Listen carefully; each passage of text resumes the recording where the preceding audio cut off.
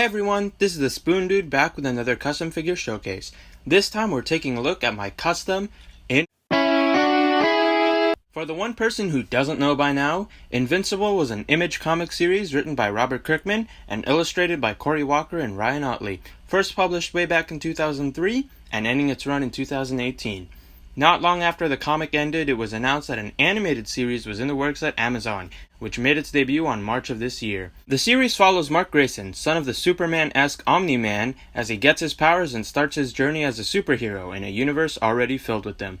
Despite the bright colors and initial optimism of the character, the show gets pretty dark and violent and is in no way aimed at kids. This is Robert Kirkman after all. Though I read the first couple issues before, my real introduction to Mark Grayson as Invincible, like most people I imagine, is the TV show. The first season on Amazon was absolutely incredible, and it made me fall in love with the character and the whole world that was built around him. After seeing the show, I couldn't wait for the next seasons to know what happens next, so that's when I ended up actually reading the whole, comic series after all. So, you know what that means. I like a thing, I need a figure of the thing. So I needed a figure of at least Invincible, if not, the whole cast of characters. At some point, presumably during the height of the Image Comics' popularity, McFarlane Toys did make several Invincible figures. However, they were kind of a 5-inch scale and had really weird articulation. I mean, the sculpts and paint looked decent enough, but, the 5-inch scale was just already a turnoff for me, and of course the articulation not being good. And then, to tie in with the TV show, Diamond Select did manage to get a hold of the Invincible license, and they've announced both Invincible and his Omni-Dad, but they're presumably at the standard Select 7-inch scale, which isn't a scale I, collect that much. Not to mention, they seem to have the Mattel DC Universe Classic style sort of swivel hinge for the hip joints that I don't really like, and it's probably the thing that's going to make me end up passing on those figures. So with no ideal Invincible figures officially available, it was inevitable that I made my own custom. Invincible is probably one of the most customized characters. I've seen dozens of Invincible custom figures over the years, even before I knew anything about the character. In thinking of doing an Invincible custom, I wanted to do something new, at least new for myself. I could have used a Marvel Legends figure as the base body, but after making way too many DC Comics customs with Marvel Legends parts, I was getting a little bit tired and bored of that approach and wanted to do something else. This is not a slight to anyone who uses Marvel Legends parts for their Invincible customs, as I've seen some really great ones, but just personally, I didn't want to work on another blank Hasbro body for this. So then I remembered the SH Figuarts Bodycoon figures. As part of the SH Figuarts line, Bandai Tamashii Nations created these blank, faceless bodies, which were fully articulated with that fancy SH Figuarts import style articulation.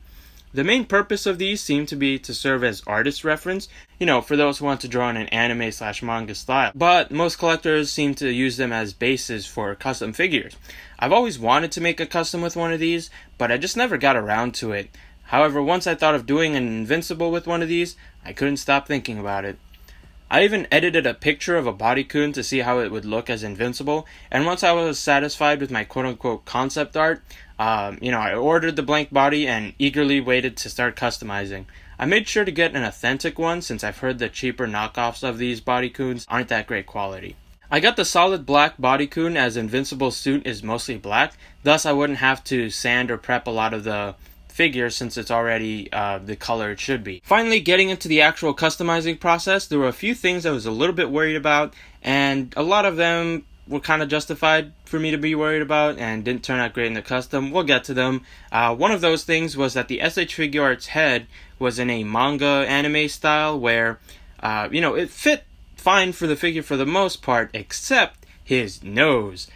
He has sort of this anime style nose where they didn't sculpt the nostrils, so I guess it's just sort of that Japanese art style. When you look at the American art style of Ryan Ottley or Cory Walker, they definitely draw nostrils on Invincible, and that's even the case in the animated show, which I think was designed by Walker anyways. But you can see his nostrils. Long story short, I ended up sculpting the nostrils on the figure, and as you can see, they're not great. They're kind of asymmetrical. I didn't really notice that they were asymmetrical until it was already all finished sculpting and painting, and by that point, I didn't really want to ruin the paint and have to redo it. So, for now, let's just look at Mark Grayson's nose and say that it's permanently broken after all his beatings. I don't know.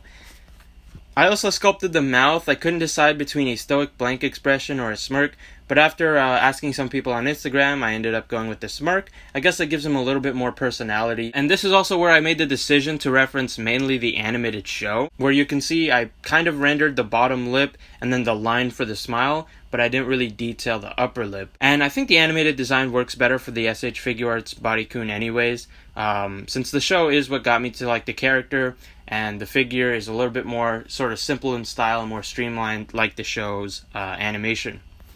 Though of course my figure isn't 100% accurate to the show, especially when it comes to the colors, which we'll get to. I sculpted the iconic goggles of his mask, which were absolutely annoying to sculpt. Despite my best efforts, they still turned out kind of asymmetrical. I also sculpted the hair. The hair I'm actually kind of happy with. You can see how I layered all the little pieces and sculpted the lines into them. I tried not to overdo it with how many lines I put in so that, it looked like hair and not just random lines and sort of a clumpy piece. The hair isn't perfect. You can see the hairline isn't as straight as it was in the show. You can see how it kind of goes up a little bit towards the front. So that's not great there, but otherwise I'm pretty happy with it. In terms of paint, I painted the face with a white primer, then painted it a gloss yellow for the mask. I avoided doing too much for the skin tone, so I could keep it fairly, animated looking, very sort of one color. So it's pretty much one solid skin tone that I mixed myself, with only a little bit of a darker, slightly brownish sort of paint wash for the line of the smile and then the details of the ears. The ears kind of look a little bit sloppy as a result of that wash, but I thought they looked better than if they were just a solid color. For the goggles, they're a mix of a silver and white.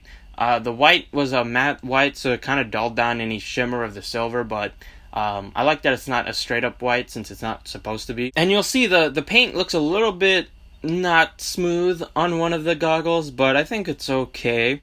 And then for the hair, that's a glossy black, which differentiates it from the matte black of the suit.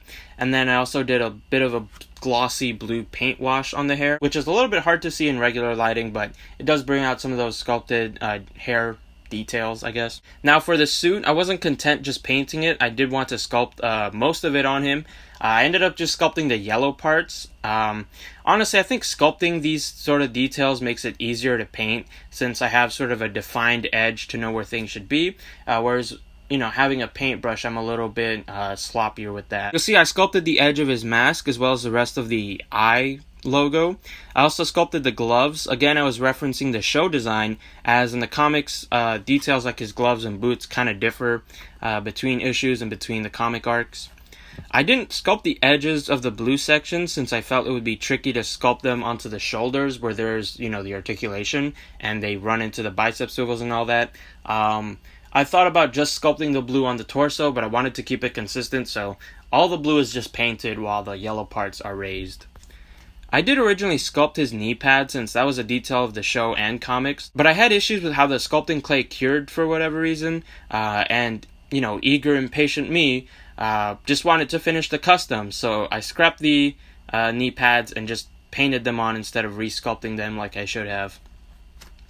For paint, I taped off all the black sections and even where the blue would be, so that I could just prime the yellow pieces white first and then paint them yellow.